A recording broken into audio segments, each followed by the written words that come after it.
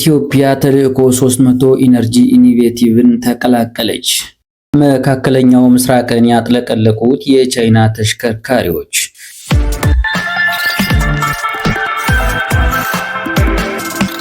ጤና ይስጥልኝ። ይህ ግሎባል ትሩዝ ሚዲያ ነው። ግሎባል ትሩዝ ሚዲያን ሰብስክራይብ በማድረግ ወዳጅ እንድትሆኑ በአክብሮት እየጠየቅን የዕለቱን መረጃዎች ከምንጩ ወደ እናንተ እናደርሳለን። በቅድሚያ ኢትዮጵያ ተልዕኮ 300 ኢነርጂ ኢኒቬቲቭን ተቀላቀለች። ፕሬዝዳንት ታዬ አጽቀሥላሴ ከ80ኛው የተባበሩት መንግስታት ጠቅላላ ጉባኤ ጎን ለጎን አፍሪካን በኤሌክትሪክ ለማዳረስ ዓላማ ያደረገውን ተልዕኮ 300 ኢነርጂ ኢኒቬቲቭ ላይ ተሳትፈዋል። ኢትዮጵያ ተልዕኮውን መቀላቀሏን እያካሄደች ያለውን የኢነርጂ ማሻሻያ የሚያጎላ እውቅና በመሆኑ ትልቅ ምዕራፍ እንደሆነ ተጠቅሷል። በአፍሪካ ልማት ባንክ፣ በዓለም ባንክ ቡድንና በሌሎች ዓለም አቀፍ አጋሮች የሚደገፈው ተልዕኮ 300 ኢነርጂ ኢኒቬቲቭ እስከ 2030 ድረስ በ50 ቢሊዮን ዶላር 300 ሚሊዮን አፍሪካውያንን የኤሌክትሪክ ኃይል ተጠቃሚ ለማድረግ ያለመ ነው። ኢትዮጵያ ባለፈው ጥር ወር በታንዛኒያ በተዘጋጀው ተልዕኮ 300 ኢነርጂ ኢኒቬቲቭ ስብሰባ ላይ ቡድን ውስጥ እንድትካተት አመልክታ ነበር። ለአባልነት የሚያበቃትን ስትራቴጂና የትግበራ የጊዜ ሰሌዳዎችን በማዘጋጀት ቁርጠኝነቷን በድጋሚ ለማረጋገጥ የገባችውን ቃል በተግባር አረጋግጣ ኢኒቬቲቭ መቀላቀሏን ታውቋል። ኢትዮጵያ ኢነርጂን ለማዳረስ ትልቅ ዓላማ ይዞ የተነሳው ተልዕኮ 300 አባል መሆኗ ዓለም አቀፍ የፋይናንስ ተደራሽነቷን እንደሚያሳድግ የውጭ ጉዳይ ሚኒስቴር መረጃ ያመለክታል። ይህ የኢነርጂ ኮምፓክት የኢትዮጵያን ሰፊ የታዳሽ ኃይል አቅም ስራ ላይ ለማዋል ቀጠናዊ የኃይል ትስስርን እንደሚያሰፋ ተጠቅሷል። ይህ ስኬት ኢትዮጵያ በአፍሪካ የንጹህ ኢነርጂ ትራንስፎርሜሽን ውስጥ ያላትን ሚና ከማጠናከር ባለፈ የአህጉሪቱን የኃይል እጥረት በመቅረፍና ዘላቂ ልማትን ለማጎልበት እንደሚያበረታታ ታውቋል። በመጨረሻም መካከለኛው ምስራቅን ያጥለቀለቁት የቻይና ተሽከርካሪዎች። የቻይና የውጭ ንግድ መረጃ እንደሚያሳየው ባለፉት 6 ዓመታት ወደ ቀጠናው የሚላኩ ተሽከርካሪዎች ሽያጭ በ6 እጥፍ አድጓል።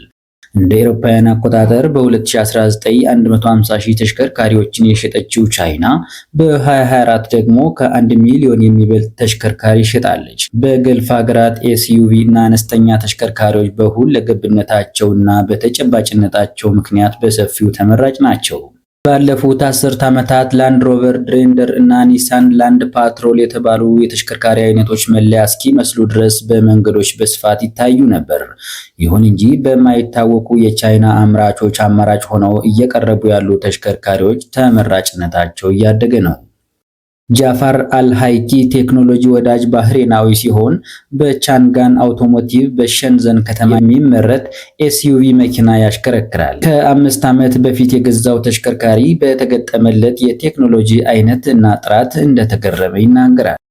ሰዎቹ ተሽከርካሪዎችን ቀላል የመጓጓዣ መንገዶች አድርገው ያስባሉ፣ ነገር ግን ቻይናዎች የተለያዩ የመዝናኛ የደህንነት መሳሪያዎች ላይ ያተኩራሉ። ሲታዩ የሚያምሩ ተሽከርካሪዎችን መስራት ላይም ተክነውበታል ይላል። የእኔ መኪና ከፊትና ኋላ ራዳር አለው፣ ዙሪያው ሙሉ ሴንሰር ተገጥሞለታል። ይህን ጃፓን ወይም ኮሪያ ሰራሽ መኪኖች ላይ በተመሳሳይ ዋጋ ታገኝም ሲልም ተናግረዋል።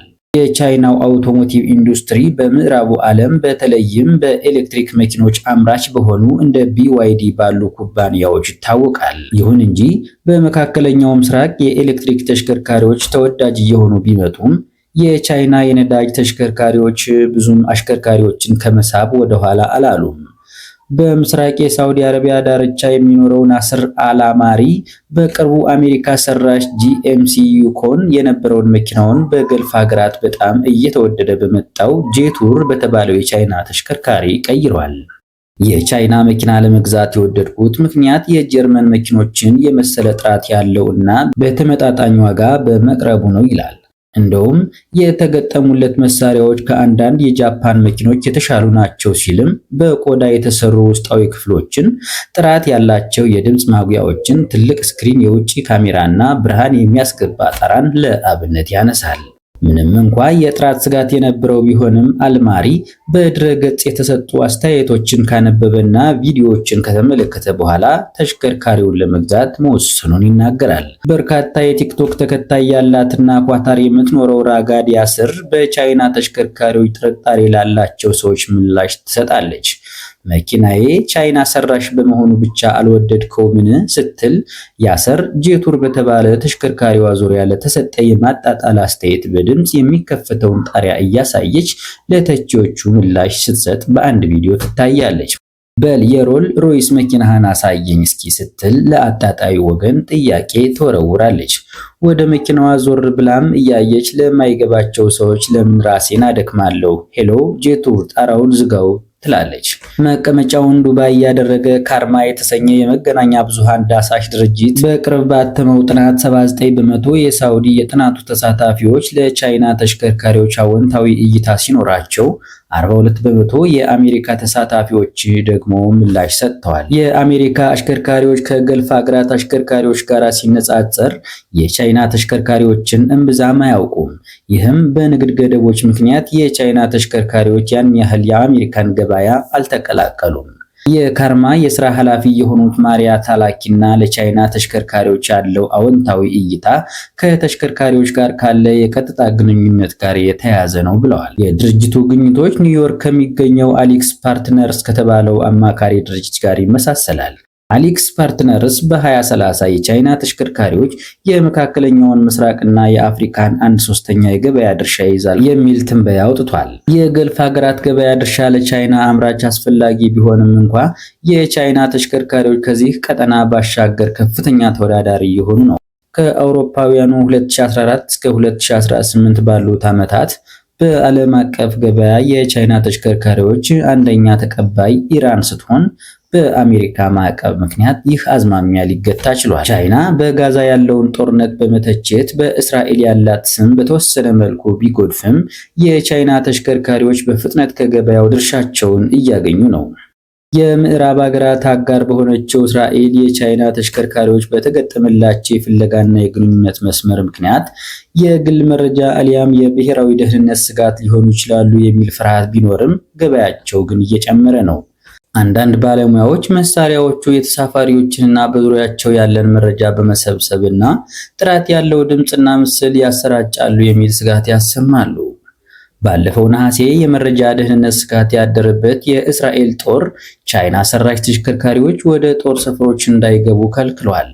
እንዲሁም ሆኖ እንኳን እንደ እስራኤል የተሽከርካሪ አስመጪዎች ማህበር መረጃ በ2024 እስራኤል ከየትኛውም ሀገር የበለጠ ተሽከርካሪ ከቻይና አስገብታለች። በዱባይ ሳምንታዊ ፕሮግራም የሚያቀርበው የአውቶሞቲቭ ጋዜጠኛ ዴሚየን ሪድ ስለ ቻይና ተሽከርካሪዎች ለመጠየቅ የሚደውሉ አድማጮች ቁጥር በጣም ጨምሯል ይላል። በቻይና የፖለቲካ ሹማምንት በስፋት የሚያሽከረክረውን ተሽከርካሪ የሚያመርተው ሆንግኪ እንደ BMW እና መርሴዲስ ቤንዝ የቅንጦት ተሽከርካሪ ስሙን ለመትከል እየተሯሯጠ መሆኑን ይነገራል።